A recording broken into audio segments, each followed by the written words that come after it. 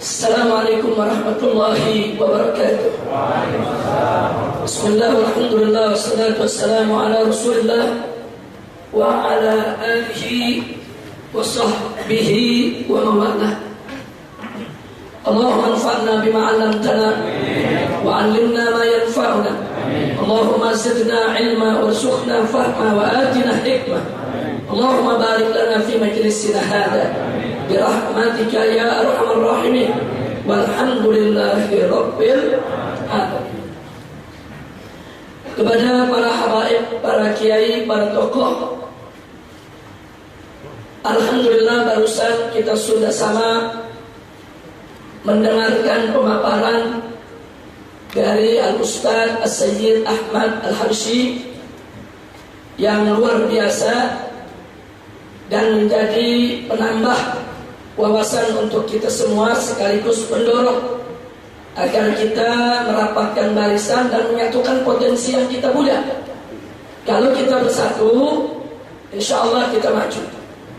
Kalau kita bersama, insya Allah kita tidak ketinggalan kereta, insya Allah. Karena itu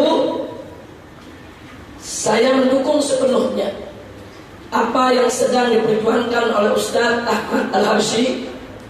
Bahkan saya sudah sampaikan kepada beliau, markas syariat ini siap untuk menjadi distributornya, dan seluruh jamaah yang ada di sini berhak untuk mendaftarkan diri sebagai agennya. Karena kita perkuat dulu jaringan yang di bawah. Jadi apa yang dikatakan Habib Ahmad tadi, kalau yang minoritas bisa menguasai pasar, kenapa yang mayoritas tidak mampu?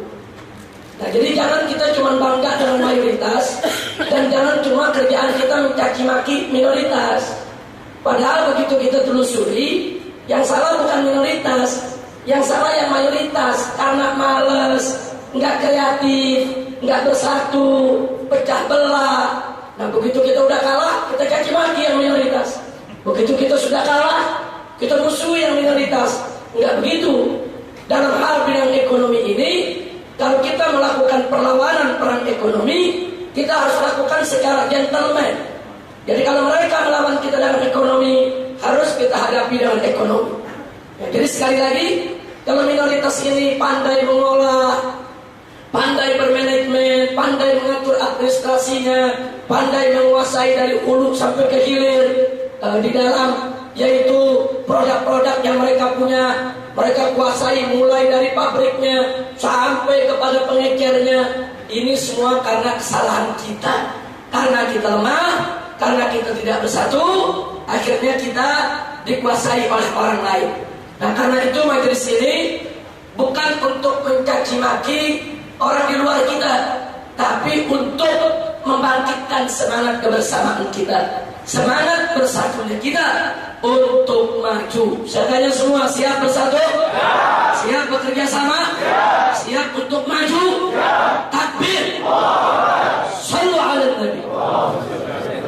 Nah, kalau barusan Habib Ahmad bercerita soal salah satu produk, insya Allah kalau beliau tidak ada halangan, Habib Ahmad bulan yang akan datang bisa datang lagi kemari untuk memperagakan soal lampu. Nah, jadi bagaimana lampu yang beliau ciptakan ini itu bisa menyedot polusi yang ada di sekitar kita, asap-asap yang ada di sekitar kita. Nah, nanti biar dia peragakan. Nah, udah gitu lampu ini hemat, sangat hemat. Udah harganya murah, hemat listrik, lampu sehat. Nah, insya Allah bulan depan Habib Ahmad bisa menyiapkan waktu lagi, insya Allah. Nah, sekarang masih kita bicara soal perekonomian, soal keuangan umat, perlunya kebersamaan. Maka saat ini saya akan menguraikan kepada seluruh jamaah, mudah-mudahan waktu yang ada cukup bisa kita gunakan,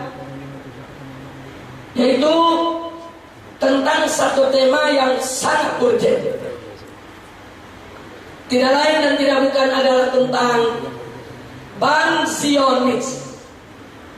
Saya berikan judul di sini, Bank Zionis. Bank Zionis ini bekerja atas dasar riba. Yang perlu kita ketahui pertama sebagai pembuka bahwa Allah Subhanahu wa taala dengan sangat tegas di dalam Al-Qur'anul Karim melalui surat Al-Baqarah ayat 275 sampai 281, surat Ali Imran ayat 130 sampai 136, surat An-Nisa ayat 160 dan 161, surat Ar-Rum ayat 38 dan 39 sudah dengan tegas mengharamkan riba. Tidak peduli jenisnya, apakah riba individu perorangan, apakah riba institusi melalui lembaga keuangan, apakah riba dengan bunga yang kecil, apakah riba dengan bunga yang besar, apakah riba yang berlipat-lipat atau yang tidak berlipat-lipat. Sekali riba tetap riba, hukumnya adalah haram. Saya tekankan sekali lagi di sini, tidak ada kompromi bahwa riba diharamkan oleh Allah dan Rasul-Nya. Nah, di antara ayat tersebut nanti silakan kita baca bagaimana Allah menjelaskan kepada kita tentang keharaman riba dalam surat Al-Baqarah ayat 275. Bahkan di sini diberikan perumpamaan bagi mereka yang bermuamalah dengan riba. Tidak sampai di situ.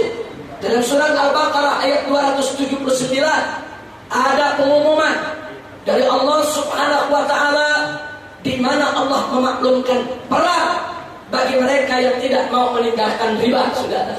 Wallahu Subhanahu wa taala qala fa in lam taf'alu fa'dhanu biharbin minallahi wa rasulih. Dalam ayat ini Allah tegas menyatakan fa in lam taf'alu, artinya jika kamu tidak mau meninggalkan riba, jika kamu tidak mau kerjakan apa yang sudah Allah tetapkan, kamu tetap mau bermuamalah dengan riba, fa'dhanu biharbin minallahi wa rasulih, maka umumkanlah, fa'dhanu maklumatkanlah biharbin minallahi wa rasulih, yaitu dengan maklumat perang dari Allah dan Rasul-Nya. Ini maklumat luar biasa ini. Ini pengumuman dari Allah bahwa Allah dan Rasul-Nya akan memerangi siapa saja, Saudara, termasuk dari umatnya yang coba-coba bermuamalah dengan riba. Maka itu umat Islam yang bermuamalah dengan riba tidak akan diberkahi oleh Allah, tidak akan bahagia hidupnya, la fid dunya wala fil akhirah. Orang yang tetap tidak mau meninggalkan riba, Allah akan perangi dia, Allah akan bikin banyak problem buat dia, Allah akan bikin susah dia. Allah tidak akan pernah memajukan dia dengan kesenangan, kebahagiaan. Ya, nampak dohirnya dia maju, dia kaya raya, tapi di balik itu ada kegelisahan, ada keresahan, ada problem, dibuat susah oleh Allah kehidupannya, dirinya, istrinya, anaknya, keluarganya. Na'udzubillah min dzalik. Bahkan perlu kita ketahui bahwa riba ini bukan hanya diharamkan atas umat Nabi Muhammad SAW, tapi ternyata umat Nabi Musa, umat Nabi Isa alaihi wassalam juga dulu diharamkan oleh Allah daripada riba. Sudah nggak boleh umat Yahudi itu diharamkan untuk bermuamalah dengan riba. Umat Nasrani itu diharamkan untuk bermuamalah dengan riba. Mari kita lihat, sudah, larangan riba yaitu di dalam Bible, baik perjanjian lama maupun perjanjian baru. Perjanjian lama itu dipakai oleh umat Yahudi. Kita lihat dalam kitab Ulangan 23 ayat 19, kitab Nehemia 5 ayat 10, kitab Keluaran 22 ayat 25, kitab Imamat yaitu 25 ayat 36, dan seterusnya dan seterusnya. Jadi di dalam Bible begitu banyak ayat yang umat Nasrani juga diharamkan untuk bermuamalah dengan riba. Jadi orang-orang Nasrani yang tekun beragama nggak bakal mau dia makan riba. Orang-orang Yahudi yang tekun beragama nggak mau dia makan riba. Umat Islam yang tekun beragama tetap tidak akan pernah mau makan riba, sudah. Tapi jangan lupa, di antara orang-orang ini banyak yang munafik, banyak yang fasik, ngaku beriman, ngaku beragama, tapi mereka langgar aturan Allah Subhanahu wa Ta'ala. Nah, kalau itu terjadi di kalangan umat Islam, itu juga terjadi di kalangan Yahudi dan Nasrani, sudah. Dan yang paling utama khususnya kalangan Yahudi yang sering menentang hukum Allah. Akhirnya orang Yahudi bikin aturan sendiri, saudara, khususnya kalangan Zionis. Mari kita lihat bagaimana Zionis dengan riba, saudara. Zionis ini adalah gerakan masyarakat Yahudi dunia untuk menaklukkan seluruh bangsa, ya kawan. Mari kita lihat Zionis dan riba. Mereka bagi dua. Apa hukum riba sesama Yahudi dan apa hukum riba dengan selain Yahudi? Saudara, Zionis menetapkan di dalam protokolnya, mereka punya protokol Zionis, bahwa transaksi riba sesama Yahudi hukumnya adalah haram. Jadi sesama Yahudi nggak boleh makan riba. Kalau Yahudi satu ngasih utang kepada Yahudi lain nggak boleh pakai riba. Tapi dengan selain Yahudi wajib untuk diribakan. Dia rubah hukum Allah, dia rubah hukum Taurat, dia rubah hukum Musa alaihissalam. Sesama Yahudi haram, tapi dengan selain Yahudi wajib. Nah, sementara Nasrani dengan Islam sampai hari ini masih sama-sama mengharamkan riba, sudah sampai hari ini. Jadi ajaran Nasrani dan ajaran Islam riba haram kepada siapapun. Nah, tapi memang faktanya di tingkat implementasi banyak umat Nasrani bermuamalah dengan riba. Bahkan juga banyak umat Islam yang nyata-nyata riba diharamkan, mereka pun bermuamalah dengan. Nah, jadi supaya kita tahu.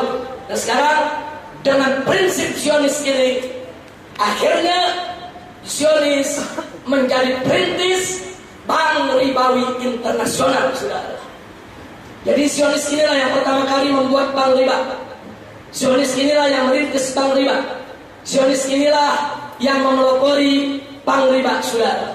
Apa tujuannya? Mendirikan bank dunia untuk taklukkan seluruh bangsa. Nah, ada yang nanya, Habib, Zionis kan dikit, kok bisa menguasai dunia? Kan dulu mereka terusir, mereka dikejar Nazi, mereka dibunuh oleh Nazi, mereka miskin, mereka menderita.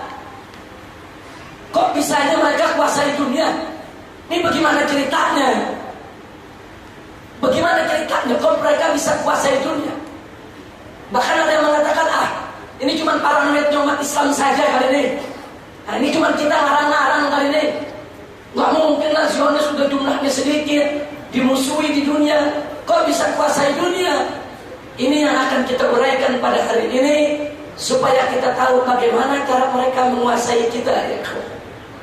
Maka itu saya minta semua tolong perhatikan baik-baik paparan kita hari ini, ya ikhwan. Seluruh umat beragama, khususnya Nasrani dan Islam, mengharamkan riba. Yahudi tahu Islam mengharamkan riba, Nasrani mengharamkan riba. Sehingga Yahudi menjadikan ini sebagai peluang. Mereka bisa mengembangkan riba tanpa saingan dari Nasrani dan tanpa saingan dari umat Islam. Karena Islam dan Nasrani sama-sama mengharamkan riba. Sedangkan Zionis, tadi sudah kita lihat, sesama mereka riba nggak boleh. Kepada orang lain riba menjadi wajib. Nah, ini mereka jadikan peluang. Mereka bisa tampil mengolah riba tingkat dunia tanpa ada saingan. Karena saingan besar mereka itu adalah Islam dan Nasrani. Saingan besar Yahudi, Islam dan Nasrani. Islam dan Nasrani masih berpegang riba haram. Yahudi sudah melepaskan itu ajaran, sehingga mereka merasa tidak punya saingan. Dan bagaimana cara kerja mereka? Mari kita uraikan pelajaran berikut, ya ikhwan. Perhatikan baik-baik. Pertama, hadis ini masuk di dalam persoalan menabung. Mereka meletakkan filsafat, teori-teori, metode bagaimana dengan menabung ini mereka bisa mengais keuntungan besar-besaran. Kalau bicara menabung di masyarakat biasa, yang namanya menabung di celengan itu tidak bertambah kalau tidak ditambah. Betul? Kita punya celengan, kalau kita nggak tambah, nambah ya? Dan tidak berkurang kalau tidak diambil. Betul? Dan yang ketiga, tidak bisa dipakai orang lain tanpa seizin penabung. Sudah ada orang memakai duit kita di celengan, apa bisa tanpa izin? Nah, ini ciri celengan. Ini namanya celengan. Nah sekarang kalau di bank, sudah bisa bertambah walau tidak ditambah. Betul? Anda nyimpan duit di bank, kalau duit nambah sendiri, padahal Anda nggak nambah, bisa nggak? Bisa. Kemudian yang kedua, sebaliknya kadang-kadang bisa kurang, padahal kita nggak ambil, bisa nggak? Bisa terjadi nggak? Dan yang ketiga, bank seenaknya minjemin ke orang lain tanpa izin kita, bisa nggak? Nah, saya mau tanya, nih kalau kita lihat begini nih, yang namanya menabung yang mana ini? Pertanyaan saya, yang namanya nabung yang mana nih? Yang atas apa yang bawah? Yang celengan apa yang bawah? Celengan namanya menabung. Yang di bawah ini makhluk baru nih. Yang namanya celengan enggak nambah kalau tidak ditambah, enggak berkurang kalau enggak diambil. Yang itu baru. Dan orang lain enggak bisa pakai kecuali dengan izin. Kalau di bank nggak begitu, bisa nambah tanpa ditambah, bisa kurang tanpa diambil, dan duit kita bisa seenaknya dipinjamin bank, terserah bank, tanpa kita bisa melarang, saudara. Inilah bedanya celengan dengan bank. Nah pertanyaan saya, yang namanya menabung yang mana? Jujur, yang mana? Celengan. Celengan. Nah, sekarang mari kita lihat, muncul pertanyaan, saudara, kenapa di bank itu yang sebetulnya bukan menabung, kok disebut menabung? Berarti ada kebohongan.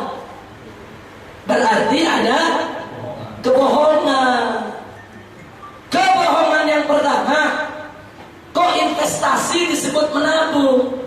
Itu kalau kita memasukkan uang ke satu pihak, bisa bertambah tanpa ditambah, bisa berkurang tanpa diambil, itu namanya investasi. Itu namanya nanam modal, bukan nabung, saudara. Nah, kenapa investasi kok disebut menabung? Ada apa? Yang kedua, saudara, dari menabung itu dapat bunga, betul? Bunga itu sebetulnya riba. Yang jadi pertanyaan, kenapa kata rente yang artinya riba kok diganti jadi kata bunga? Kenapa mereka tidak jujur? Katakan saja, ayo berinvestasi di bank, kita berikan ribanya. Kenapa mereka nggak jujur? Kenapa mereka harus katakan, ayo kita menabung, nanti ada bunganya? Kenapa mereka bermain di kata-kata? Saudara, baik. Kalau pertanyaannya kenapa, saudara, maka jawabnya adalah satu, agar masyarakat Islam tidak sadar bahwa mereka telah dijerumuskan dalam praktek ekonomi riba. Saya tanya, kalau di televisi ada iklan suatu bank begini, ayo mari rame-rame nyimpan duit di bank, kita makan riba. Kira-kira laku gak? Ayo jujur, kira-kira laku gak? Laku gak? Sampai budak gak ada yang menabung. Jadi kalau mereka di televisi jujur ngomong ini riba, nggak ada yang menyimpan duit di bank, saudara. Sampai petani-petani di kampung pun, saudara, sebodoh-bodohnya petani, saudara, kalau disebut yuk makan riba, nggak bakal mau.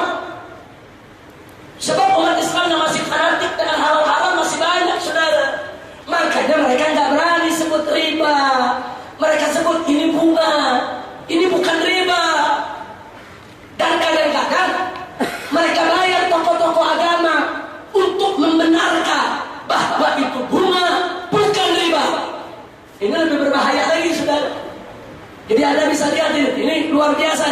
Kenapa?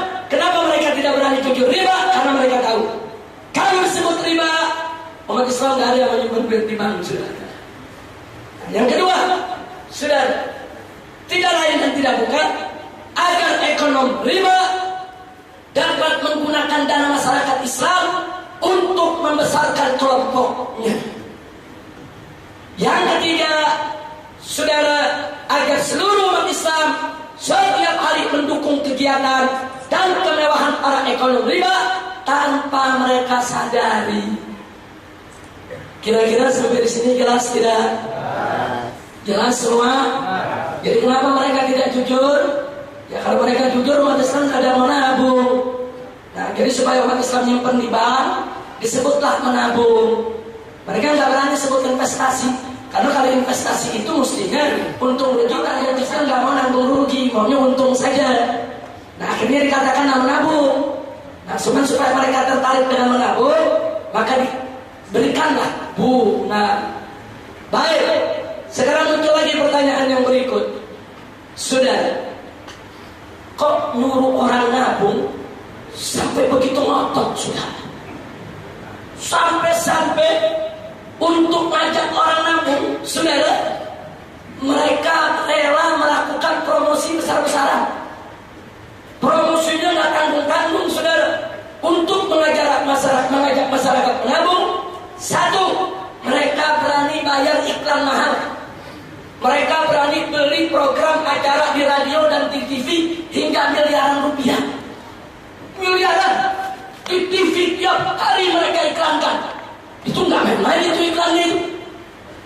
Sekali tayang bisa ratusan juta. Mereka beli program kadang-kadang 1 jam untuk suatu bank, sudah. Mereka undang artis, mereka undang selebritis, mereka undang tokoh. Saya bertanya, itu biayanya murah atau mahal? Nggak sampai di situ, saudara. Bahkan mereka tambah iming-iming, bunganya tinggi dan diberikan hadiah.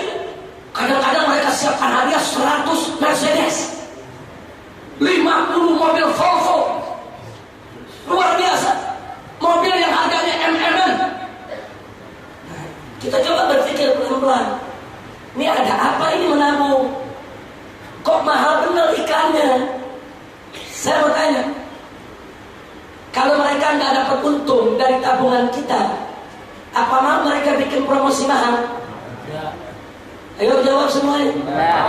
Kalau mereka nggak dapat untung dari tabungan kita, apa mau mereka bikin promosi mahal? Ya. Enggak, saudara. Kira-kira kalau buat iklannya 1 miliar, kira-kira apa untungnya cuma 100 juta? Ya. Iklannya 100 miliar. Saudara, kira-kira untungnya berapa? Untung bisa triliunan, saudara. Nggak ada buat dapat untung 100 juta, pasang iklan 1 miliar, tekor dulu. Kira-kira jelas nggak sampai di sini? Jadi ada sesuatu, saudara. Kenapa? Kok mereka berani promosi mahal? Dengan beli program di TV, pasang iklan di TV, pasang baliho di mana-mana, belum lagi masuk majalah, bikin brosur, saudara, ditambah iming-iming hadiah. Hadiahnya mengagetkan, saudara, luar biasa. Itu hadiah miliar-miliaran dia bagi-bagi. Ada hadiah yang diundi, ada hadiah langsung tanpa undian. Kenapa mereka berani lakukan itu, saudara? Ada apa? Satu, saudara, promosi untuk menarik dana masyarakat sebanyak-banyaknya dan sebesar-besarnya. Kenapa? Sebab semakin besar dana yang tersedot, saudara, maka semakin banyak mereka mendapatkan peluang untuk mengelola dana tersebut, sehingga dana yang terkumpul tersebut bisa diribakan secara berlipat-lipat. Nggak sampai di situ. Sebagaimana tadi kita sebut, semakin banyak dana masyarakat yang terkumpul, maka semakin besar keuntungan yang bisa diraih oleh para pemilik bank tersebut, saudara. Sampai di sini dulu. Kira-kira jelas tidak? Jelas tidak? Jadi perlu kita urai. Kita berpikir jernih. Iya ya, dia berani iklanin miliar-miliaran. Ada apa dengan tabungan kita? Ini tabungan kita diapakan oleh mereka, saudara. Nah sekarang baik, langsung kita masuk, saudara. Dan yang berikutnya adalah yang menariknya bahwa bank memiliki kebebasan untuk memakai duit kita. Emang ada bank nanya kita dulu boleh digunakan untuk ini atau itu? Bank bebas. Sudah begitu kita membuka tabungan di bank atau rekening di bank, sejak awal buka tabungan sudah ditetapkan bahwa hanya bank yang berhak untuk mengelola dana, sehingga bank bebas menyalurkan dana untuk dipinjamkan kepada siapa saja yang diinginkannya. Betul? Sampai di sini saya tanya, kira-kira betul tidak? Baik, pertanyaannya kenapa? Kenapa kita tidak dilibatkan untuk mendistribusikan dana yang kita punya? Kenapa cuma sepihak? Kenapa cuma bank doang yang boleh menentukannya? Jawabannya saudara, supaya bank bebas memodali perusahaan pribadinya atau kelompoknya. Duit yang terkumpul miliaran triliunan, dia bisa bagi-bagi buat ponakannya, buat anaknya, buat cucunya, buat istrinya, buat temannya, buat kelompoknya, buat golongannya, saudara, untuk dimodali, dan dia tidak akan berikan kepada orang yang bukan dari kelompoknya, saudara. Hati-hati. Kira-kira sampai di sini jelas tidak? Jelas tidak? Untuk lebih jelasnya, saudara, mari kita lihat kerja bank riba. Perhatikan baik-baik. Bank Zionis, itu bank riba, dia kalau ada orang menabung, orang yang menabung tersebut diberikan bunga. Katakanlah kita asumsikan bunga untuk penabung saudara 10%.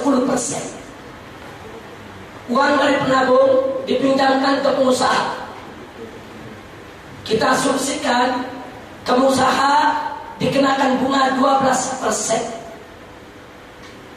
12%. Pertanyaannya, kenapa penabung dikasih 10%? Kok besar? Supaya orang mau nabung. Semakin besar bunganya, orang makin rajin menabung. Nah, lalu kenapa untuk pengusaha hanya ditambahkan 2%, 12%? Supaya nggak terlalu membebani pengusaha. Supaya pengusaha juga getol pakai duit bank untuk menjalankan perusahaannya. Nah, sekarang mari kita lihat. Jadi untuk masyarakat diberikan 10% si penabung, untuk pengusaha dikenakan 12%. Nah begitu 12% diambil dari pengusaha, 10% diberikan penabung, bank dapat berapa? 2%. Orang lihat kok dikit bank dapatnya ya. Sebentar kita hitung, saudara. Bank cuma dapat 2%, dibagi 2, saudara. Pemilik bank nggak ngambil banyak, cuma ngambil 0,5%. Yang 1,5% untuk pegawai bank, untuk beli gedung bank, untuk perawatan bank, untuk sarana prasarana bank, untuk gaji pegawai, untuk bayar satpam, untuk operasional, untuk menyiapkan komputer dan lain sebagainya 1,5%. Kalau kita lihat di sini pemilik bank persentasenya dikit tidak? Dikit, 0,5%. Untuk apa?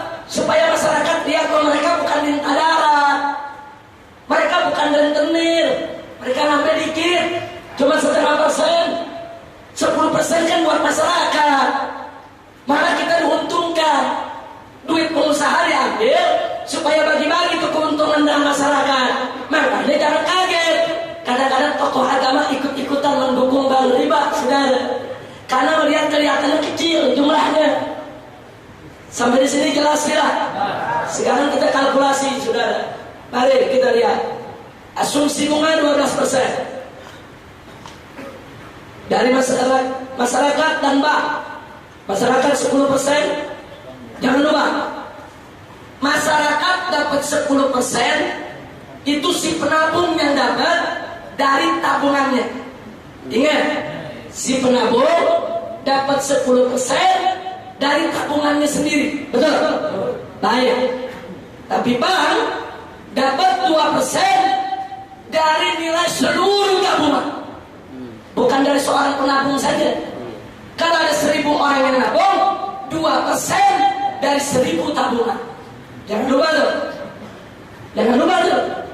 Kira-kira jelas ya ambil sini. Si penabung 10% cuma dari 1 tabungan yang dia punya. Bank 2% dari kumulatif seluruh tabungan. Kalau ada 1 juta orang yang nabung, 2% dari 1 juta tabungan. Kira-kira jelas ya? Baik. Sekarang mari kita lihat. Nah, yang bank itu 0,5% untuk pemilik bank, 1,5% untuk operasional. Kemudian kita perlu tahu, seluruh bank di Indonesia menginduk ke Bank Indonesia, BI. Dan semua bank di dunia termasuk BI menginduk ke World Bank, WB, Bank Dunia. Jadi biangnya bank apa? Bank Dunia. Siapa punya? Yahudi. Zionis sudah. Amerika aja nggak bisa ngatur. Nggak bisa. PBB dunia nggak bisa ngatur Bank Dunia, sudah. Bank Dunia yang ngatur dunia, sudah. Soal keuangan. Nah, sekarang mari kita lihat. Kita buat hitungan global. Perhatikan baik-baik. Contoh, sudah. Jika di Indonesia ada 10 juta penabung, 10 juta penabung, kita rata-rata aja. 1 orang menabung 100 juta. Nah, di Indonesia yang nabung bukan 10 juta, saudara. 100 juta lebih yang nabung. Jumlah orang yang nabung.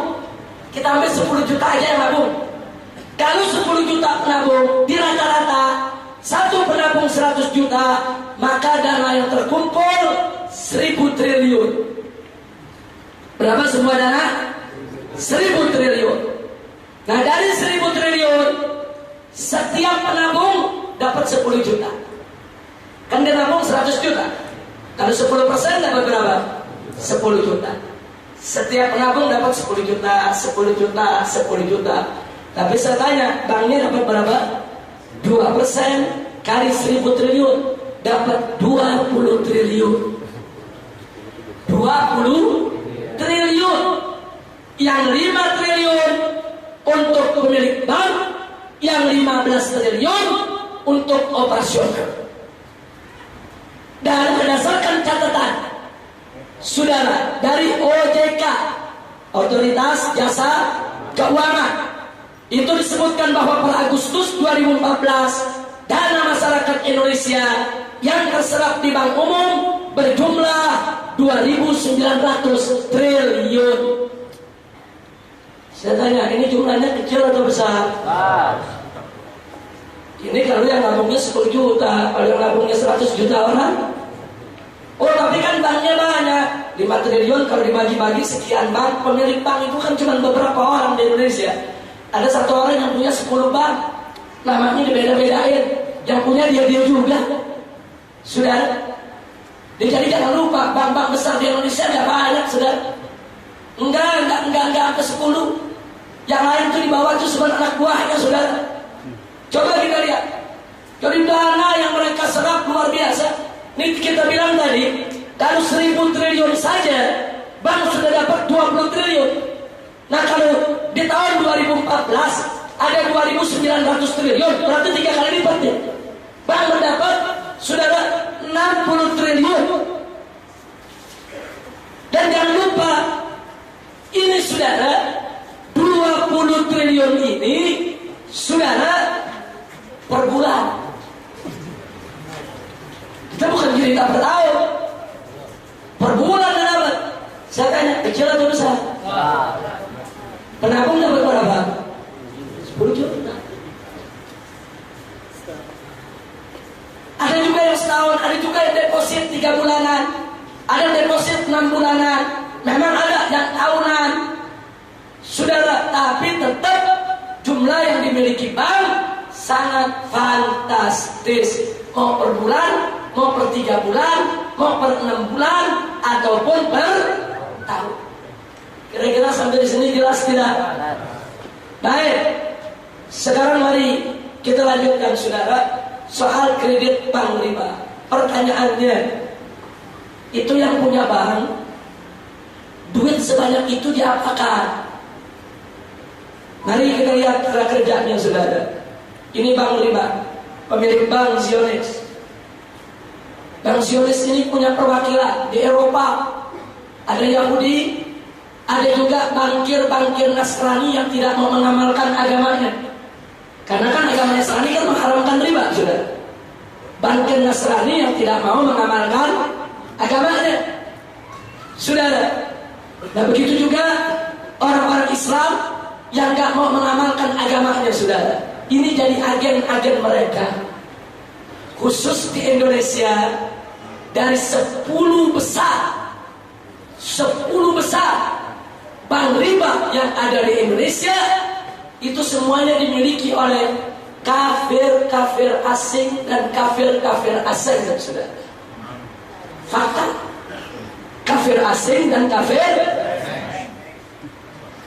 Artinya kita dapatkan di Indonesia ada antek-Zionis, yaitu kafir asing yang menjadi cabang dari bank dunia yang dikuasai oleh Zionis. Baik, sekarang mari kita lihat. Ini kafir asing punya bank besar di Indonesia. Datanglah orang-orang yang ingin minta kredit pengusaha. Pertama, datang orang yang bernama Acong. Kedua, datang orang yang bernama Markus. Ketiga, datang pengusaha yang bernama Abdullah. Saya mau tanya, kira-kira kalau 3 orang mengajukan kredit, yang mana yang dapat? Andai kata banknya milik saya, ada 3 orang datang, terus terang saja, Abdullah dulu yang saya kasih. Betul? Ya manusiawi. Kita jangan salahkan, saudara. Jadi kalau asing, ada 3 orang datang meminjam, yang satu Acong, yang satu Markus, yang satu Abdullah. Kira-kira mau dikasih siapa? Wajar tidak? Jangan nyalain asing, saudara. Orang dia kan yang pegang itu duit. Yang pegang itu duit dia. Kalau saya yang pegang duit, ya Abdullah dulu saya kasih. Saya kasih Abdullah, Soleh, Udin, Rahmat. Kenapa? Karena nggak bisa dibohongi. Hubungan satu keyakinan itu amat kuat. Apalagi kalau ditambah dengan hubungan satu suku, satu keluarga. Ada Muhammad, ada Abdullah, datang ke saya minjem duit. Abdullah ponakan saya, Muhammad orang lain. Yang mana dulu saya kasih?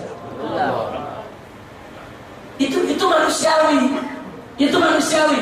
Kita akan kasih keluarga dulu yang dekat, kalau jauh yang seiman dulu. Kira-kira begitu ya? Yakin? Betul. Jadi kalau ini bank dikuasai duitnya oleh kafir asing, Acong, Markus, Abdullah datang, kira-kira yang dikasih siapa? Baik, kalau yang datang 2, Markus sama Abdullah. Si Markus sama si kafir asing seagama, Abdullah beda agama. Kira-kira yang dikasih yang mana? Jujur, dikasih mana? Yakin? Baik, jadi Abdullah bagiannya paling akhir. Nah karena itu kalau ini terjadi, jangan kaget kalau Acong dapat 70% dari dana permodalan, Markus dapat 20%, Abdullah kasihlah 10%, supaya enggak dibilang rasis. Jadi kalau nanti ada orang protes, wah ini cuma yang satu sukunya doang dikasih. Siapa bilang? Itu ada pengusaha namanya Abdullah, kita yang bantu. Tertutup rasis-rasisnya sudah ada. Ini politik ekonomi, kira-kira jelas tidak? Paham semuanya? Baik, sampai di sini kita dengarkan azan zuhur dulu. Kira-kira sampai di sini jelas tidak? Paham tidak? Nah, sekarang perhatikan baik-baik. Ini tadi kita bicara asumsi. Tahu asumsi tidak? Apa asumsi? Itu dengan asumsi kalau penabung dikasih 10%. Bahkan sekarang ini penabung makin lama makin dikurangi. Penabung kadang-kadang turun jadi 9%, 8%, 7%, bahkan terakhir sekarang ini yang beredar berapa penabung? 1,25%. Jadi begitu mereka sudah maju, dana buat penabung dikecilkan. Padahal dulunya penabung itu 10%. Jadi saya kasih contoh yang tinggi dulu nih 10%. Jadi kalau penabung dikasih 10%, itu pun tetap pemilik bank beruntung besar. Nah kalau penabung dikasih 1%, pemilik bank kira-kira mungkin banyak tidak? Mungkin besar, saudara. Kira-kira sampai di sini jelas tidak? Baik, sekarang mari kita lihat cara kerja bank. Perhatikan, ini yang paling penting. Ini bagian akhir. Perhatikan semua. Ini bank asing, bank Zionis ini cabangnya di Indonesia. Begitu dana terkumpul triliunan, ini mau diapakan? Sementara mereka harus memberikan bunga kepada para penabung. Apa yang harus mereka lakukan? Saudara, mereka panggil pengusaha-pengusaha yang satu kelompok dengan mereka. Nggak ada mereka mau kasih orang lain dulu, saudara. Dipanggillah, saudara, mereka untuk bangun pabrik, dealer, dan lain sebagainya. Kita mulai yang pertama. Pertama dipanggil, katakanlah namanya Acong 1. Yang kedua Acong 2. Yang ketiga Acong 3. Dia akan panggil ini kelompok dia. Acong 1 dikasih modal, kau bikin pabrik motor atau pabrik mobil. Dia bangun pabriknya, katakan namanya motor A. Yang kedua disuruh bangun pabrik motor juga, supaya beragam, jangan cuma satu merek. Yang kedua bangun pabrik motor B. Yang ketiga Acong 3 bangun lagi pabrik, yaitu motor C. Baik itu pabrik produk dalam negeri ataupun bekerja sama dengan produk luar negeri, dirakit di Indonesia. Dia bikin ini bertiga. Saya mau tanya, jadi Acong 1, Acong 2, Acong 3 dapat modal dari mana? Dari asing. Asing dapat duit dari mana? Dari umat Islam. Emang mayoritas yang nyimpen di bank siapa? Umat Islam. Jadi Acong 1, 2, dan 3 punya pabrik yang modalin siapa? Umat Islam. Jadi jangan kita maki-maki mereka dulu. Yang salah kan di kita, bukan di mereka, saudara.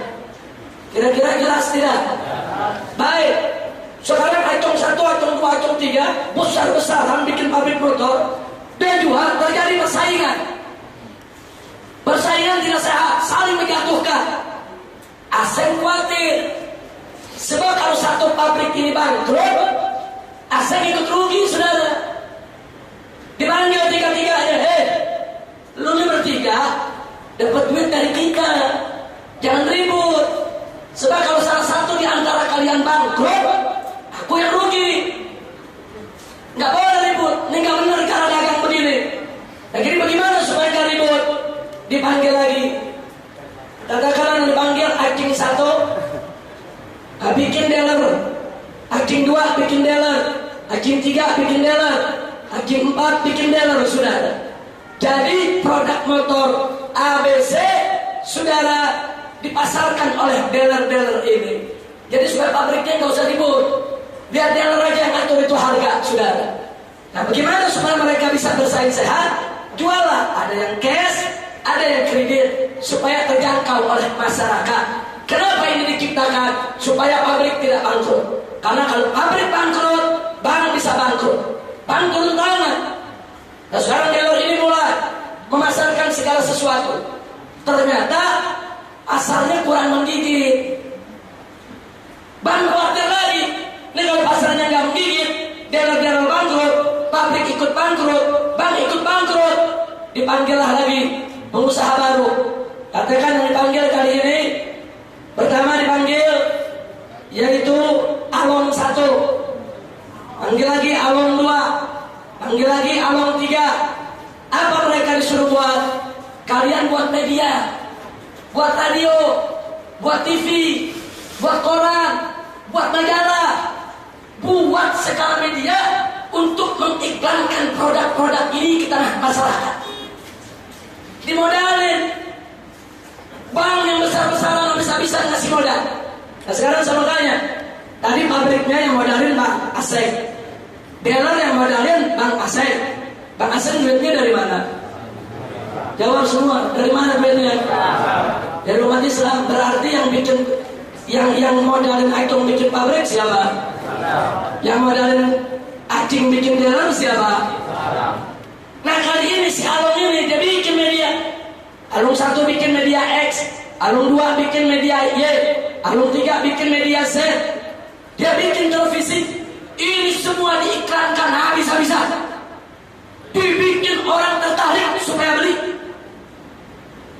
Dibikin tertarik supaya orang, bukan hanya motor, mobil begini juga. Bukan hanya mobil, kulkas begini juga, TV begini juga. Bukan hanya elektronik, pakaian begini juga. Nggak sampai di situ, termasuk bikin perumahan, bikin apartemen, bisnis properti, sama saudara. Mereka bagi-bagi ke Acung 1, Acung 2, Acung 3, Acung 10, Acung 100, Acung 1000 saudara. Semua mereka yang kuasai. Saya tanya, kalau ini semuanya kerja rapi, bagus, saya tanya, ini untungnya besar tidak? Bang Aseng makin besar untungnya, makanya dia bisa bagi kepada penabung 10%. Malah saking serakahnya, sekarang 10% diturunin lagi menjadi jadi 2% saudara. Tadinya 10% per tahun, sekarang jadi 2% per tahun. Bahkan belakangan beritanya 1,25% per tahun, dia turunin lagi saudara. Dan jahatnya apa saudara?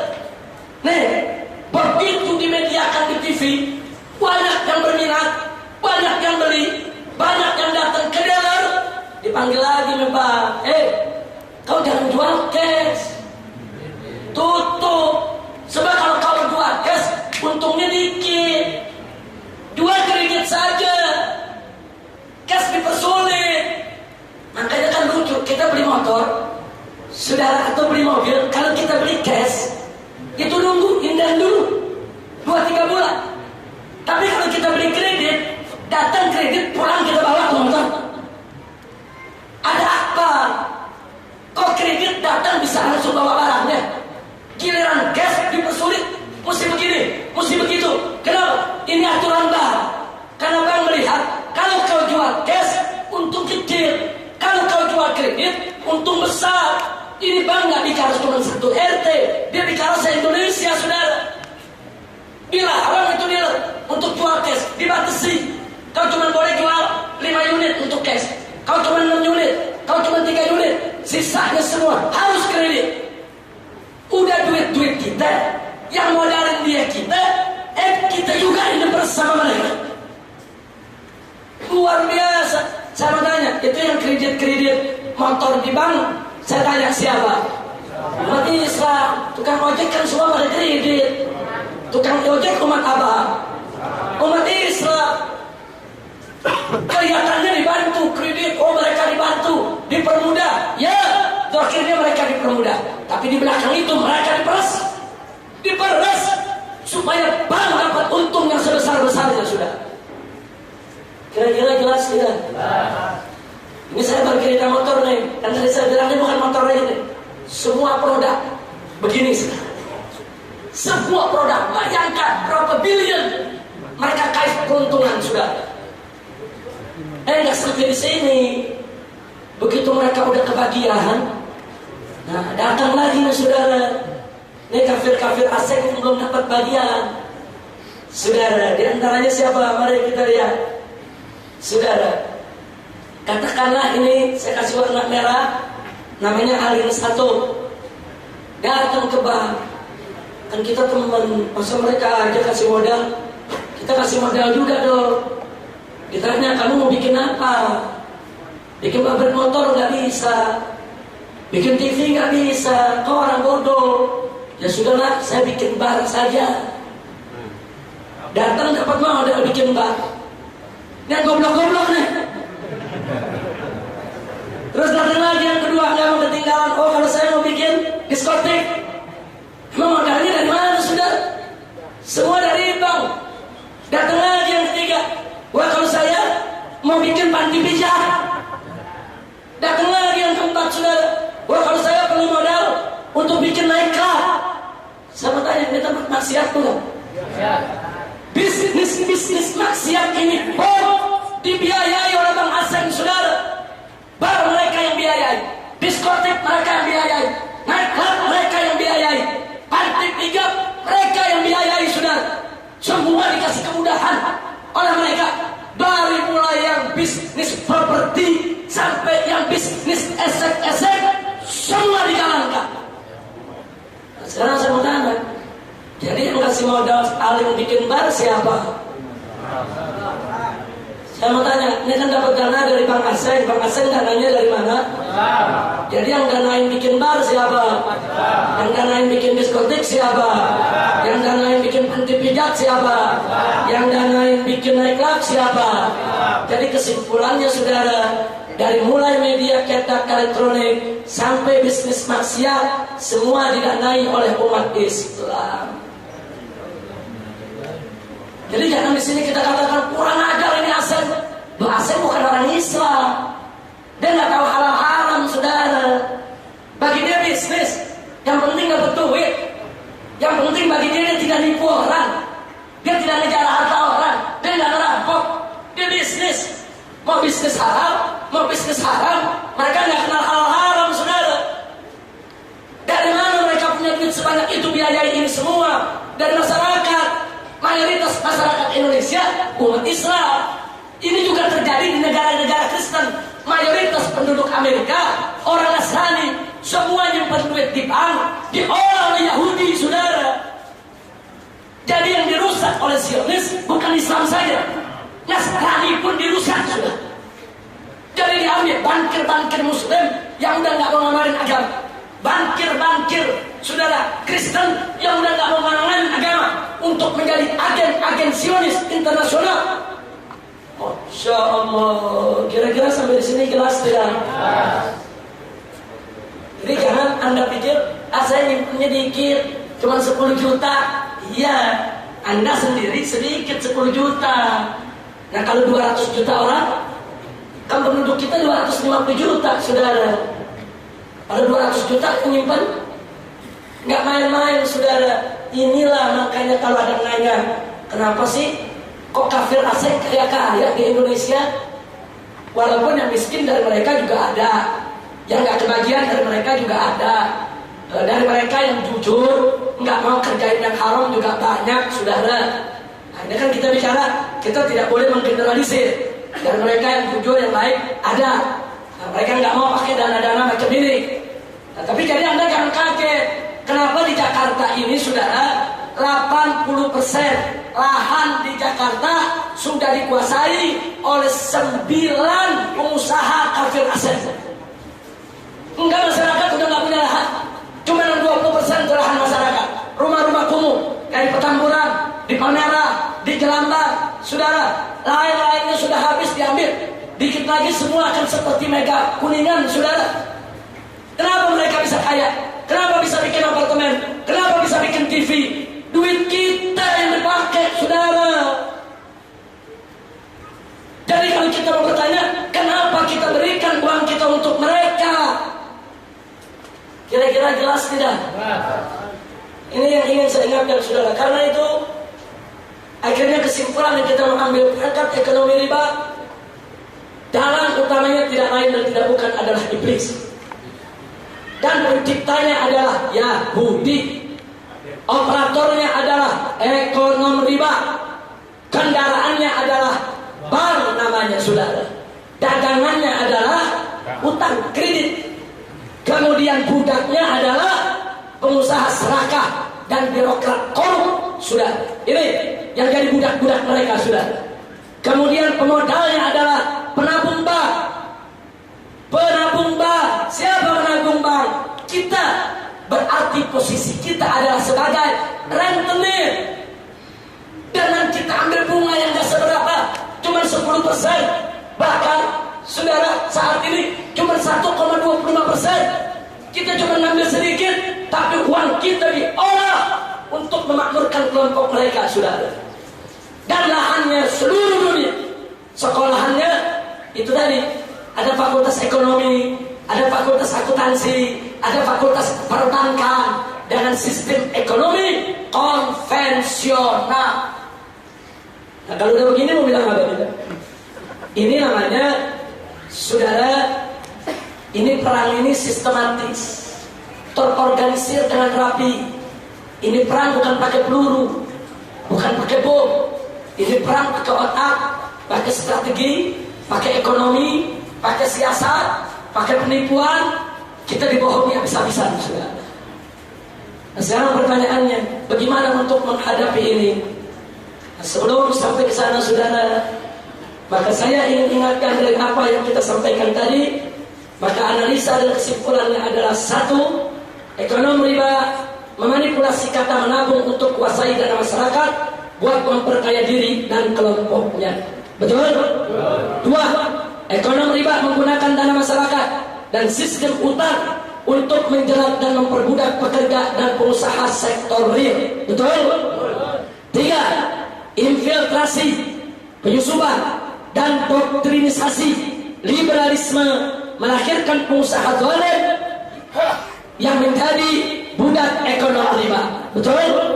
Yang keempat, ekonomi riba dan pengusaha zalim menyogok birokrat untuk melayani keserakahan. Kita lihat kasus BLBI, itu kasus perbankan. Ada nggak pejabat yang terlibat? Kasus Bank Senturi, ada nggak pejabat yang terlibat? Nggak bisa mereka merampok rakyat kalau nggak dibantu oleh pejabat, saudara. Ini dia. Jadi ekonomi riba dan pengusaha zalim menyogok birokrat untuk melayani keserakahan daripada ekonomi riba tersebut. Dan yang kelima, ekonomi riba adalah anteksionis internasional. Ini kita baru bicara Indonesia. Bagaimana Bank Dunia yang menguasai seluruh dunia ekonomi, saudara? Anda tahu ada satu negara di Afrika, saya lupa namanya, Ustaz, sudah dimuat itu di Suara Islam, yang duitnya 1 juta aja sampai 2 gerobak. Zimbabwe, saudara. Zimbabwe menolak tunduk kepada Bank Dunia. Dia nggak mau ikut aturan Bank Dunia. Dia lawan Bank Dunia. Dihancurin mata uangnya. Dihancurin mata uangnya. Dia mau beli telur satu bawa duit segerobak. Dibikin tidak bernilai, sudah. Siapapun yang melawan Bank Dunia dihancurkan nilai mata uangnya. Baru satu nih yang berani lawan, Zimbabwe. Dia bawa duit 1 juta, 1 truk. Beli telur 1 ke pasar, duitnya sampai 2 gerobak. Oh, tolongin mereka, saudara. Ini kita baru bicara Indonesia. Bagaimana dunia dihabisi umat Islam. Jumlah umat Islam di seluruh dunia 1,7 miliar. Nah, jadi supaya kita tahu bahwa Bank Dunia dia yang menjajah dunia saat ini secara ekonomi, saudara. Jangankan Indonesia, Amerika sendiri nggak berani ngelawan, saudara. Nggak berani ngelawan. Jangankan urusan duit, urusan sepak bola aja Indonesia nggak mampu lawan FIFA.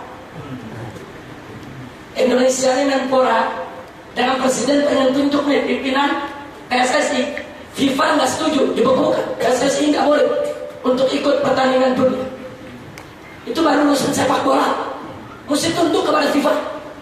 Seluruh dunia yang ingin ikut sepak bola internasional wajib ikut aturan FIFA, sudah. Nggak boleh Menpora ikut campur. Nggak boleh presidennya ikut campur. Kalau presiden ikut campur, dia bekukan. Ini yang terjadi di Indonesia. Enggak, presiden kita nggak berkutik depan FIFA. FIFA kasih aturan, kau ikuti dulu ini aturan, baru PSSI boleh bertanding laga dunia. Ini urusan bola. Urusan bola. Loh, kenapa sampai begitu ngotot? Karena bola dunia ini sumber duit, saudara. Sumber duit. Iklannya iklan internasional. Berbagai perusahaan multinasional masang iklan dalam laga internasional supaya produknya dikenal di seluruh dunia. Dan mereka jualan iklan, saudara. Nggak main-main itu, saudara. Makanya Indonesia nggak boleh ikut campur urusan FIFA. Kalau mau ikut aturan kita. Nggak ada urusan dengan presiden, nggak ada urusan dengan menterimu, saudara. Begitu juga dalam basket sudah. Ada urusan dalam basket dunia, dia yang atur. Jadi kalau negara-negara Islam tidak bersatu, negara-negara Islam bertekuk lutut di hadapan bank dunia sudah. Jadi jangan kaget kalau Indonesia tidak cantik bermain ke depan. Jangan-jangan besok kita beli telur satu, kita bawa satu mobil pick up duitnya buat bayar. Sudah dijatuhin sudah. Sama kita saya tanya, jujur kalau kita Zionis jahat tidak? Licik tidak? Nah sekarang bagaimana untuk melawan ini? Jangan putus asa saudara. Jangan, nggak boleh kita putus asa. Jangan, Allah sudah katakan inna kaidah syaitan karena dhaif. Pokoknya tipu daya setan itu dhaif, lemah, rapuh, nggak usah khawatir. In tansurullah yansurkum. Kalau engkau sekalian bertekad untuk membela agama Allah, Allah akan menangkan kamu sekalian. Nah maka itu dari sekarang kita lakukan langkah yang bisa kita lakukan. Ini kita melawan dunia nih saudara, nggak main-main ini. Ini nggak main-main. Kita bukan lawan rentenir kampung saudara. Ini rentenir dunia saudara. Nah karena itu, yuk mari kita lihat saudara solusinya. Satu, tarik semua simpanan umat Islam dari semua bank riba. Tarik simpanan kita. Kalau bank-bank itu tidak bisa menyerap dana dari umat Islam, bangkrut saudara. Tarik habis-habisan semua dana tabungan kita dari bank-bank riba. Yang kedua, tutup semua rekening umat Islam di semua bank riba. Tutup. Dan yang ketiga, saudara, putar uang umat Islam untuk umat Islam, jangan diendapkan saudara. Artinya, kalau Anda punya duit, Anda bisa dagang. Anda bisa buat modal. Jangan disimpan di bank. Sebab kalau Anda dagang, Anda buka usaha, saudara Anda dapat kerjaan, membuka lapangan kerja, itu duit berputar. Makanya kenapa dalam Islam duit yang disimpan tetap kena zakat? Itu isyarat Allah suruh tuh duit jangan sampai habis kemakan zakat. Kalau nggak mau duit habis kemakan zakat, putar. Oh kita nggak bisa deh putarnya. Suruh saudara kita yang putar. Cari saudara kita yang pintar, yang jujur, yang amanat. Saudara tanam modal, dukung. Jangan diendapkan di bank saudara. Jangan putar. Kira-kira jelas tidak?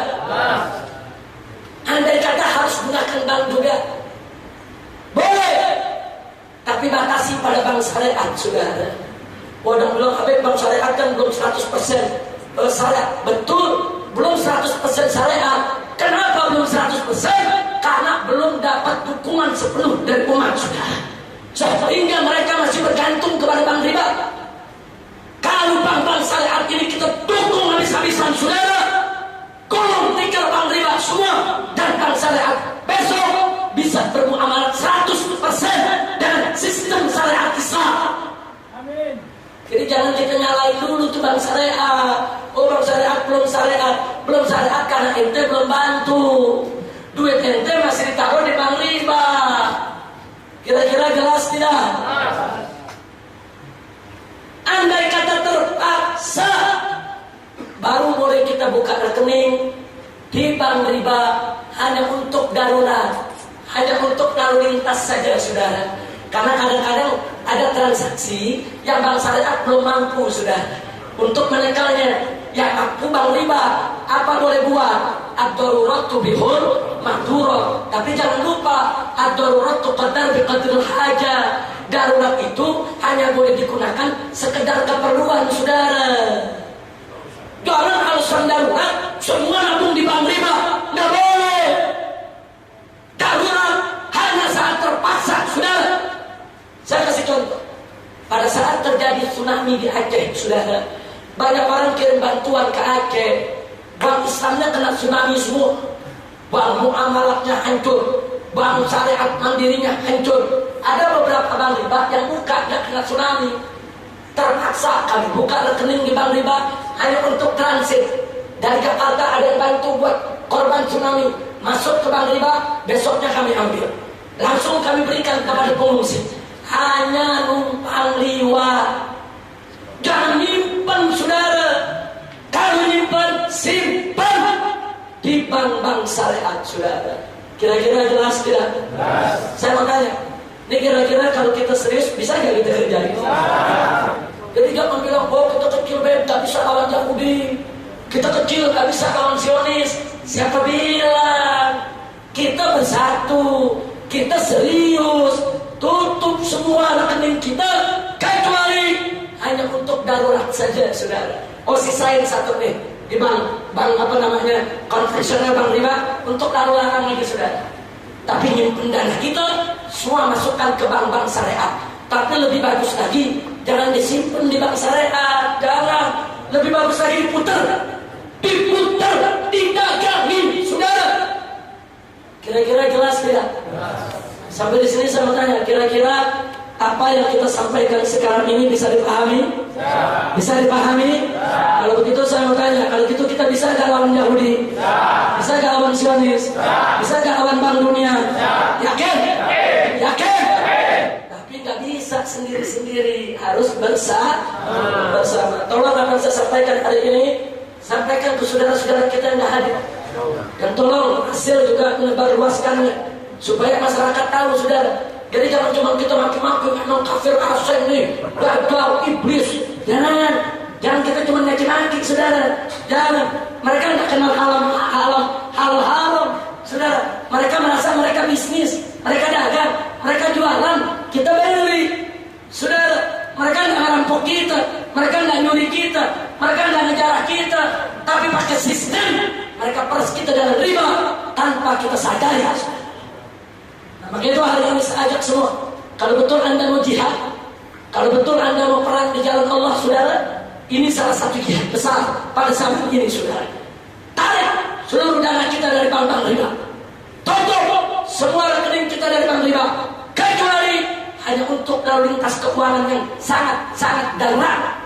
Bantu bank-bank syariat, bantu bank-bank dalam sistem Islam supaya mereka maju, berada di barisan paling depan, saudara. Supaya saudara, kekuatan Zionis ini bisa kita kalahkan, insya Allah.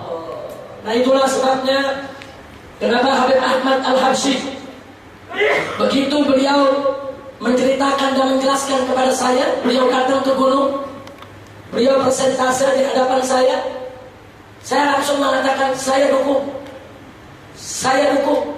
Kita dalam berjuang, jangan melulu kita semua mau punya pabrik, saudara. Yang punya pabrik, bangun pabrik. Yang nggak punya pabrik, bantu yang punya pabrik. Oh sekarang Habib Ahmad punya pabriknya, air sehat, saudara. Kita bantu jadi distributornya. Nggak bisa jadi distributor, jadi agennya. Nggak bisa jadi agen, jadi pembelinya, saudara. Dukung bersama, saudara. Betul yang Habib Ahmad katakan tadi, itu perusahaan Danone itu memproduk aneka ragam minuman dan makanan, saudara. Itu Prancis punya, saudara, dari keturunan Yahudi, dan dana keuntungannya diberikan kepada Israel sampai Israel memberikan penghargaan bahwa Danone adalah perusahaan peringkat teratas yang banyak membantu pembangunan di Israel sekaligus membangun militer Israel. Nah sekarang makanan mereka kita makan tiap hari, saudara. Walaupun ada merek sertifikasi halal, saudara. Kita nggak curiga ke halal, iya. Minumannya halal, makanannya halal, nggak ada babinya. Tapi ini kita bicara strategi ekonomi, saudara. Kira-kira jelas tidak? Bukan hanya Habib Ahmad, bukan. Dulu kita hadirkan di sini Ustaz Yusuf Mansur. Ingat, saudara? Oh, beliau punya satu ide yang bagus. Produk, ada alat bayar untuk listrik, untuk air dan lain sebagainya. Keuntungannya buat kepentingan umat. Kenapa kita nggak dukung, saudara? Dukung. Yang penting satu, jangan melanggar syariat. Harus produknya betul-betul halalan thayyibah. Makanya saya sesatkan, kalau ada kelompok-kelompok di umat Islam, kalau ada kelompok lain punya pabrik, itu bukan kelompok saya. Itu bukan kelompok kita. Mau ngapain kita jadi distributor? Mendingan kita bikin pabriknya saja. Tapi ditunggu-tunggu, mau bikin pabrik nggak punya duit, cuma sombongnya doang, kepala gede. Dan kalau bisa bikin pabrik, bikin, kita dukung. Kalau nggak bisa bikin pabrik, dukung yang punya pabrik. Jadi distributor. Nggak punya modal buat distributor, ya jadi agen. Masih nggak punya modal buat agen, jadi pengecer. Nggak bisa jadi pengecer, jadi pembeli. Dari pembeli nggak bisa juga, biasa minum air kolam. Umpama saudara, ya nggak apa-apa, doain. Doa silahul mukmin. Betul? Jadi ini yang saya sampaikan. Jadi akan saya sampaikan tadi Habib Ahmad. Kenapa saya dukung? Karena saya punya prinsip begitu, saudara. Apapun usaha yang dilakukan oleh para aktivis kita yang baik untuk Islam dan kaum muslimin, walaupun bukan dari kelompok kita, saudara. Jangan, oh ini bukan FPI, nggak usah dukung. Nggak ada. FPI cuma kendaraan untuk berjuang. FPI cuma salah satu elemen dari sekian juta elemen yang memperjuangkan Islam. Jangan kita sombong dengan organisasi. Jangan kita sombong dengan majelis kita punya. Jangan kita sombong dengan kelompok kita. Jangan, saudara. Kita hanya bagian daripada orang Islam. Setuju? Kita saya tanya semua, siap bersatu? Siap berjuang? Takbir! Sallu ala Nabi.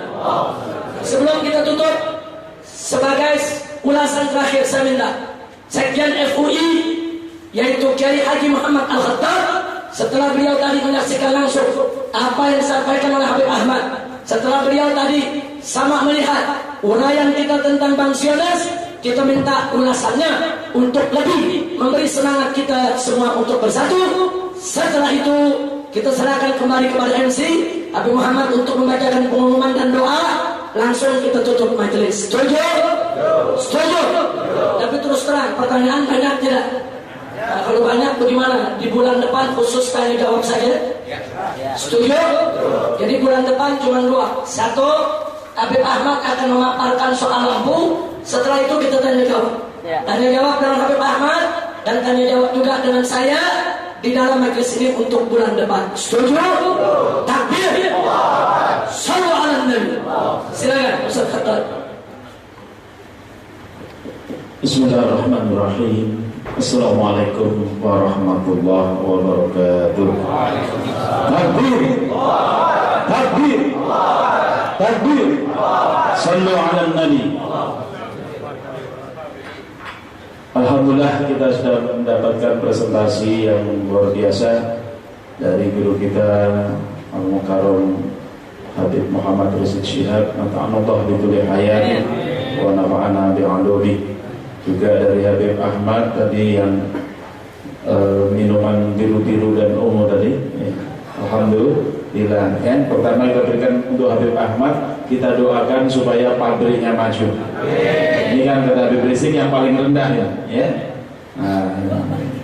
Oh, paling tinggi loh dia. Maksudnya dari si materinya paling rendah ya. Nah, setelah itu insya Allah kita beli ya. Anak saya soalnya suka mie ini yang gendut ini, jadi langsung dari dia pesan beliin dong gitu katanya ya. Nah, jadi terutama yang anaknya suka mie boleh asal minum ajwa tadi ya. Nah kemudian apa yang disampaikan oleh Habib Rizik tadi ini adalah sudah menjadi sebuah realitas yang harus mau tidak mau harus kita hadapi dan kita selesaikan, karena kita sudah terlanjur hidup di dunia dan kita sudah terlanjur meyakini Islam sebagai agama kita. Kita yakini Allah, kita yakin dengan konsep inna lillahi wa inna ilaihi raji'un. Kita nanti kembali kepada Allah akan menjawab apa? Kita pasti akan ditanyai oleh Allah Subhanahu wa taala, dan jawaban kita itu tidak bisa lisan, tidak bisa verbal, tetapi amal kita di dunia. Amal kita itulah jawabannya. Namun amal itu adalah harus didahului dengan sebuah keyakinan. Saya mau tanya, kira-kira mampu nggak kita melawan Yahudi? Kira-kira mampu apa tidak? Sanggup kira-kira? Yakin? Kenapa kita yakin? Karena ada Allah. Kayaknya kalau hitungan dari segi matematik, hitungan dari segi logistik kita, kekuatan kita kayaknya kalah sama Yahudi. Tapi kalau kita yakin ya, dengan ayat-ayat Allah, insya Allah akan memberikan keyakinan kepada kita. Wala tahinu wala tahzanu wa antumul a'launa in kuntum mu'minin. Kalau kita yakin kita ini lebih tinggi dari Yahudi, sudah. Oleh karena itu kita jangan khawatir, jangan merasa hina di hadapan Yahudi. Oleh karena itu jangan ikuti permainan Yahudi. Kalau kita ikuti permainan Yahudi, ya kita akan dibikin hina oleh mereka. Oleh karena itu kita harus berpikir out of box, di luar kotak. Dan di luar kotak bukan? Di luar kotak. Yahudi bikin kotak, bagaimana kita bisa berpikir di luarnya atau kita pecahkan kotaknya itu? Nah, ini memerlukan pemikiran. Dan Allah SWT menyatakan wala yaghurrannaka taqallubul ladina kafaru min bilad ya mata'un qalil summa ma'wahum jahannam. Ya. Jangan sampai menipu kalian bolak-baliknya orang-orang kafir di negeri kalian. Dahsyatnya orang-orang kafir di negeri kalian, jangan sampai membuat kalian lalu nyerah. Udah deh, pasrah aja Pak Kafir. Ya, ngelawan Ahok tidak mungkin. Ya, ada sekda saya dengar dari seorang habib disuruh maju untuk lawan Ahok, tidak sanggup. Kenapa? Kalah duitnya sama Ahok. Ahok duitnya nggak berseri. Loh, kok nggak berseri? Emang duitnya kosong apa? Ya kalau nggak ada serinya kan kosong. Seolah-olah Ahok itu tidak bisa dikalahkan. Bahkan Ahok sudah sewa ulama dari Tiongkok untuk mempengaruhi pikiran 200 kiai Betawi agar milih Ahok. Dia kutip katanya dari Sayyidina Ali, yunza'us sultanu minal mu'minin bidhulmihim wa yuqra'ilal kuffar bi'adalatihim.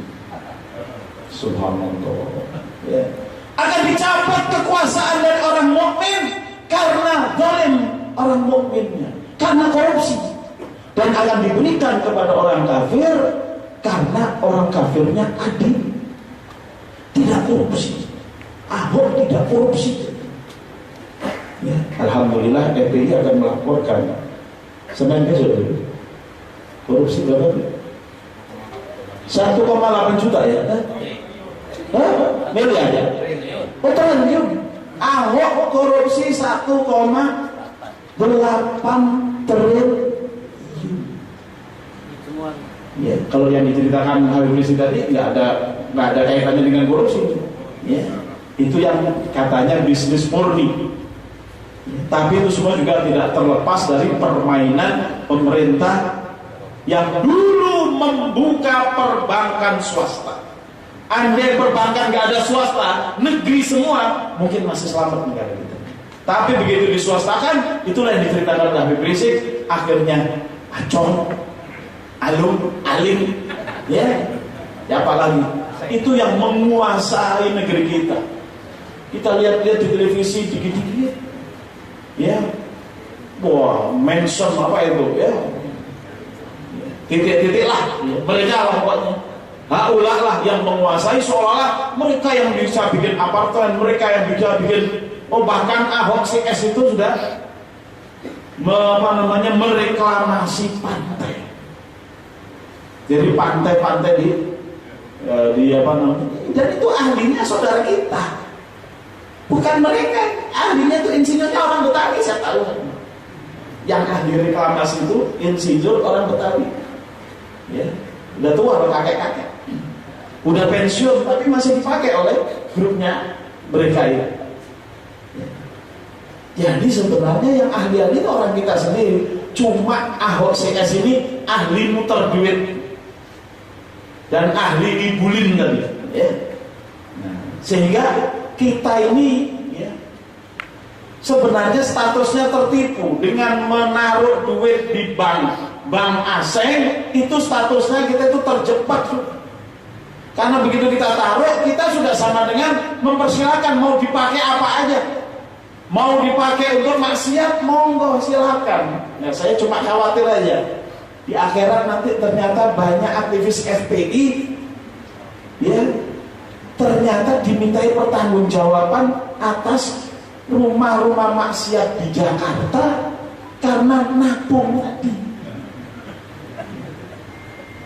Sudah nabungnya terus kenceng, dipakai membangun tempat maksiat, baru mau menghentikan tempat maksiat dipukulin polisi. Sudah di dunia dipukulin polisi, di akhirat dimintai pertanggungjawaban. Gimana kira-kira? Jadi setuju kira-kira setelah ini kita langsung cabut ya? Ya, kita cabut aja duit-duit kita ya, sisain sedikit aja tadi kata Habib buat lalu lintas tadi.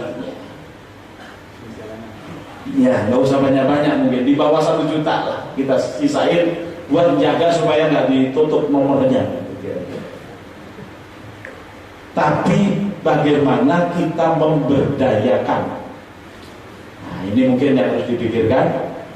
Siapa di antara kita yang ahli dalam ekonomi membuat ahli saudaranya, membuat jaringan ekonomi yang luar biasa. Dulu umat Islam mampu melawan ekonomi Cina, melawan ekonomi Belanda dengan serikat dagang Islam. Kenapa tidak sekarang kita lakukan lagi? Ini yang harus kita pikirkan. Kita bangkit untuk melawan hegemoni daripada ekonomi kapitalisme. Misalnya kita kenapa macet sekarang di Jakarta, kemarin di Polda Metro Jaya yang disalahkan demo. Saya bilang itu salah. Analisis bahwa yang bikin macet demo itu salah. Yang bikin macet itu leasing, bukan demo. Ya, karena gara-gara leasing orang merasa mudah dapat duit. Tadi diterangkan Habib, kalau kita beli cash dipersulit ya. Saya termasuk yang mengalami beli cash dipersulit ya. Nah, kemudian kalau leasing dipermudah, sehingga di Jakarta ini saudara, saya dapat data dari tahun yang lalu, per bulan digelontorkan mobil baru di Jakarta dengan leasing 40.000 unit. Sudah bisa ditebak kalau motor kira-kira lebih sedikit atau lebih banyak. Bisa jadi 5 kali lipat atau 10 kali lipat. Pantaslah di Jakarta itu penuh. Kita merasa dibantu oleh dealer, padahal sebenarnya itu dizalimi. Kenapa? Kalau kita beli cash motor Beat itu 12 juta, kalau leasing jadi berapa? 18 juta. Mereka kalau cash itu untung cuma 2 juta kira-kira, begitu dileasingkan maka mereka nambah keuntungannya menjadi 8 juta. Padahal harga pabrik cuma 7 juta. Jadi mereka sudah untung jual motor kredit ya leasing itu sudah untung 1 motor lagi. Ya. Belum lagi kalau tiba-tiba mereka yang kredit ini di tengah jalan nggak bisa bayar, ya, 3 kali nggak bayar, ambon-ambon langsung ambil, betul? Ya, betul apa betul? Padahal sudah mencicil sampai 15 juta, sudah melebihi harga cash yang 12 juta. Tapi walaupun sudah bayar 15 juta, telat membayar 3 bulan, dicabut apa tidak? Cabut. Dolem apa tidak itu? Iya, oleh karena itu jangan lagi leasing. Mungkin lebih baik arisan. Cuma harus agak nahan sendiri. Bagaimana 12 orang laskar arisan tiap bulan masing-masing bayar 1 juta, berarti tiap bulan lo pasti ada motor baru, betul? Seharga 12 juta, 1 tahun motornya baru semua dan tidak ada tanggungan lagi. Sebab bayangkan kalau laskar punya gaji UMR 2,7, bayar leasingnya doang 700.000, sudah tinggal 2. Belum lagi kontrak ya 700.000, tinggal 1,3. Belum lagi arisan keluarga 500.000, tinggal 800. Itu tinggal berapa hari 800.000 itu dimakan. Belum lagi kalau ada sakit ini sakit itu. Nah, oleh karena itu tinggalkan sistem riba, tinggalkan sistem kapitalis, tinggalkan leasing mulai pertama kali. Ya, tapi jangan salah meninggalkan leasing. Ada kawan saya meninggalkan leasing berarti kemudian nggak bayar leasing, akhirnya di tengah jalan dirampas motornya. Jangan, maksudnya meninggalkan leasing itu berhenti, jangan lagi ambil leasing. Tapi arisan saja sesama laskar, insya Allah itu lebih berkah. Ya. Nah, bagaimana kita melawan hegemoni seperti ini? Maka harus dikuatkan ekonomi umat Islam dengan ekonomi kemitraan, dengan ekonomi kemitraan yang di atasnya ada perlindungan Allah Subhanahu wa ta'ala. Allah menyatakan dalam sebuah hadis, aku akan menjadi orang ketiga dari 2 orang yang bermitra dalam ekonomi selama tidak ada yang berkhianat salah satu di antara keduanya.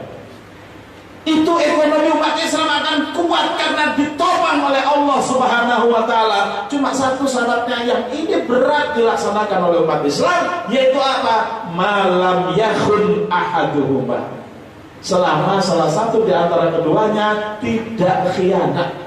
Saya tahun 1995 sudah membentuk di jamaah di Bogor dengan satu bentuk simpan pinjam, nabung dan sebagainya. Saya kasih nama duit dana umat Islam terpadu. Siapa yang punya tabung di situ. Ya, nanti ada yang pinjam, kasih pinjam dari situ tanpa diambil bunga sepeser pun. Alhamdulillah. Habib Rahmat itu tidak langsung jawab, amblas. Kenapa? Karena yang pinjam rajin, begitu bayar, Masya Allah, akhirnya pengajiannya pun juga bubar karena yang nggak mau bayar juga nggak mau ngaji. Tapi kalau bank detail, tahu bank detail? Kosifah tahu? Yang setiap hari datengin, bank keliling, rajin jamaah kita itu bayar. Padahal itu udah bayar, rugi besar, dosanya nggak karu-karuan. Karena dosa riba itu ada 70 jalan. Yang paling ringan adalah seperti berzina dengan ibu kandungnya sendiri. Nah, amin. Tapi masyarakat kita itu senang banget dengan dosa yang lebih gede daripada berzina dengan ibu kandungnya sendiri. Sehingga sulit kita, ya, sulit, ya. Jadi kalau pengen cepat kaya, bikin bank keliling. Wih, itu Masya Allah. Ya memang ada pasukan setan yang membantu. Jadi rajin kalau bayar di sana, ya. Tapi kalau bayar ke kita sudah nggak dikasih bunga, itu susah bayarnya. Bahkan ada yang 5 tahun baru ingat bayar. Sampai Masya Allah, saya itu dianggap orang kaya, padahal ada pas-pasan aja. Ya, sampai ada yang mau pinjam ke saya, tapi nggak ada uang. Dia bilang, Ustaz mau pinjam 1 juta. Ini tahun 95, 1.095.000 lumayan gede. Pinjam aja kepada Haji Anu, dia baru jualan tanah dapat 700 juta. Ah, susah Ustaz kalau dia. Kenapa susah? Enak ke Ustaz, kan tidak kudu bayar. Innalillahi. Jadi ini perlu perlu dipahamkan dulu fikih muamalah ya. Kalau kita mau melakukan gerakan ekonomi perlu nanti kalau ini kan informasi dan semangat yang luar biasa analisis dari Habib Rizik. Tapi fikih muamalah itu perlu juga nanti kapan nanti dibahas supaya kalau bayar, kalau utang cepat dibayar. Ya. Kalau ngasih utang jangan kita ragu-ragu. Karena dalam hadis dikatakan kalau Anda memberikan utang 2 kali pada orang yang sama akan mendapatkan pahala seperti sedekah sekali. Cuma kalau kita punya utang, yang paling bagus orang yang punya utang adalah yang paling cepat bayarnya. Cuma penyakit daripada orang kita, ya kalau punya utang gak mau bayar, punya duit beli ke yang lain. Jadi ke saudara sendiri nggak mau beli untuk membesarkan ekonomi saudara kita, tapi belinya ke si Acong. Pas ngutang ke Ahmad, tapi pas beli ke Acong. Nah, ini bahaya. Saya kira kalau kita sudah tersusun rapi, nanti Habib tinggal keluarkan fatwa. Haram hukumnya membeli barang-barang dari asing dan asing. Ya, tapi kita harus siap dulu. Sebab kalau nggak siap bisa kasus Zimbabwe tadi. Ya.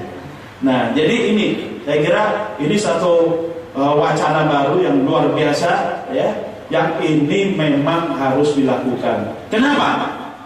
Asing bisa menguasai Jakarta karena mereka menguasai ekonomi. Oleh karena itu ini harus kita dobrak. Siap nggak kira-kira mendobrak? Ya.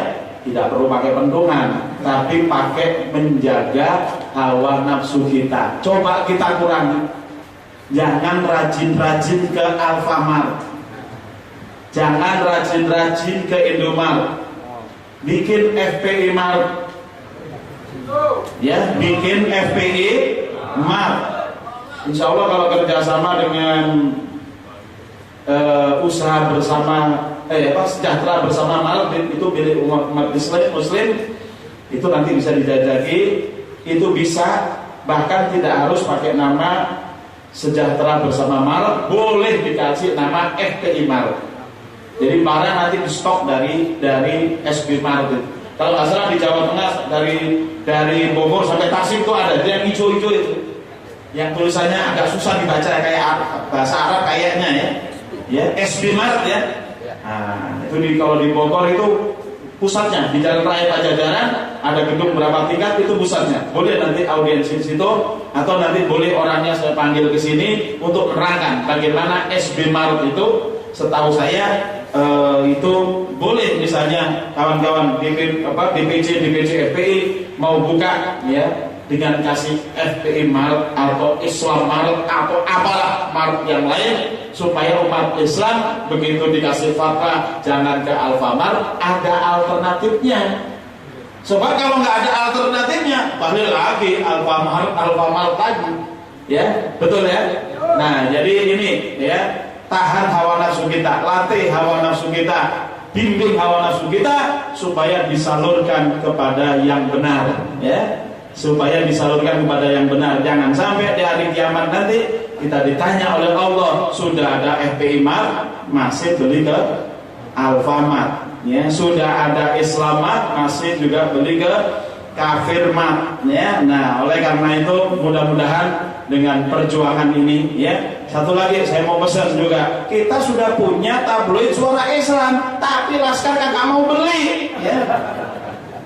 Bagaimana kita mau bisa maju, ya? Nah, mestinya Laskar tuh beli, apalagi yang rezekinya banyak kayak Ustadz Kembar ini. Nggak cukup beli satu, ya, beli 20 biji, bagi ke tetangga-tetangganya, gitu. Supaya berikutnya tetangganya, masa dikasih aja, saya mau beli juga, nah, begitu, ya. Nah, jadi dengan demikian kita betul-betul maju bersama, ya.